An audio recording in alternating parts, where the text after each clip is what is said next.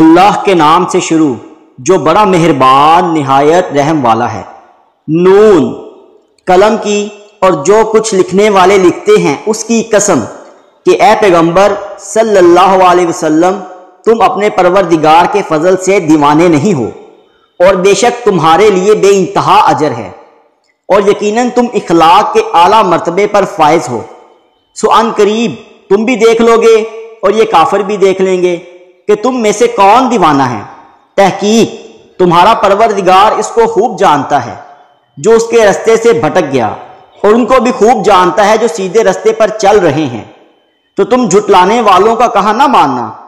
یہ لوگ چاہتے ہیں کہ تم نرمی اختیار کرو تو یہ بھی نرم ہو جائیں، اور کسی ایسے شخص کے کہے میں نہ آ جانا جو بہت قسمیں کھانے والا ہے، ذلیل ہے، شرارت سے اشارے کرنے والا، لگائی بھجائی کرنے والا، مال دینے میں بڑا بخیل، حد سے بڑا ہوا بدکار، سخت خو، اور اس کے علاوہ بد ذات ہے۔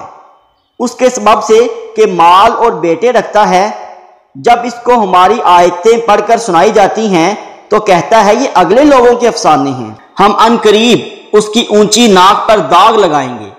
ہم نے ان لوگوں کی اسی طرح آزمائش کی ہے جس طرح باغ والوں کی آزمائش کی تھی، جب انہوں نے قسمیں کھا کھا کر کہا کہ صبح ہوتے ہی ہم اس کا میوہ توڑ لیں گے، اور انشاءاللہ نہ کہا، سو وہ ابھی سو ہی رہے تھے کہ تمہارے پروردگار کی طرف سے راتوں رات اس پر ایک آفت پھر گئی، تو وہ ایسا ہو گیا جیسے کٹی ہوئی کھیتی۔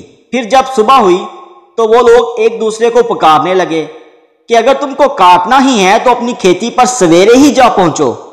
سو وہ چل پڑے اور آپس میں چپکے چپکے کہتے جاتے تھے کہ آج وہاں تمہارے پاس کوئی فقیر نہ پائے، اور کوشش کے ساتھ سویرے ہی جا پہنچے، گویا پیداوار پر قادر ہیں۔ پھر جب انہوں نے باغ کو دیکھا تو ویران کہنے لگے کہ ہم رستہ بھول گئے ہیں، نہیں بلکہ ہم بے نصیب ہو گئے ہیں۔ ایک جو ان میں سمجھدار تھا بولا، کیا میں نے تم سے نہیں کہا تھا کہ تم تسبیح کیوں نہیں کرتے؟ دوسرے کہنے لگے، ہمارا پروردگار پاک ہے، بے شک ہم ہی قصوروار تھے۔ پھر لگے ایک دوسرے کی طرف رخ کر کے ملامت کرنے، کہنے لگے، ہائے ہماری شامت، ہم حد سے بڑھ گئے تھے۔ امید ہے کہ ہمارا پروردگار اس کے بدلے میں ہمیں بہتر باغ عنایت کرے۔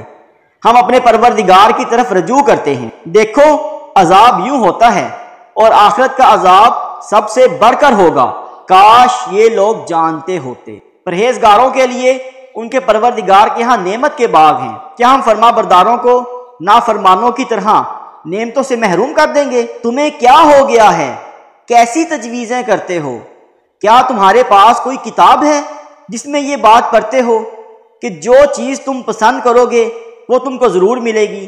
یا تم نے ہم سے قسمیں لے رکھی ہیں جو قیامت کے دن تک چلتی جائیں گی کہ جو کچھ تم طے کر لو گے وہ تمہارا ہوگا؟ ان سے پوچھو کہ ان میں سے کون اس کا ذمہ لیتا ہے؟ کیا اس قول میں ان کے کچھ شریک ہیں؟ اگر یہ سچے ہیں تو اپنے شریکوں کو لے آئیں۔ جس دن پنڈلی سے کپڑا اٹھا دیا جائے گا اور کفار سجدے کے لیے بلائے جائیں گے، پھر وہ سجدہ نہ کر سکیں گے، ان کی آنکھیں جھکی ہوں گی اور ان پر ذلت چھا رہی ہوگی، حالانکہ پہلے اس وقت سجدے کے لیے بلائے جاتے تھے جبکہ وہ صحیح سالم تھے۔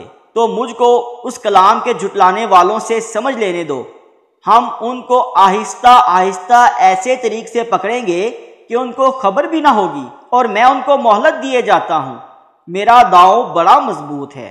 اے نبی صلی اللہ علیہ وسلم، کیا تم ان سے کچھ معاوضہ مانگتے ہو کہ ان پر تاوان کا بوجھ پڑ رہا ہے، یا ان کے پاس غیب کی خبر ہے کہ اسے لکھتے جاتے ہیں؟ سو اپنے پروردگار کے فیصلے کا انتظار کیے رہو، اور مچھلی کا لقمہ ہونے والے یونس کی طرح نہ ہونا کہ انہوں نے اپنے رب کو پکارا جب وہ دل ہی دل میں گھٹ رہے تھے۔ اگر ان کے پروردگار کی طرف سے مہربانی ان کو سنبھال نہ لیتی تو وہ چٹیل میدان میں ڈال دیے جاتے، مذموم حالت میں۔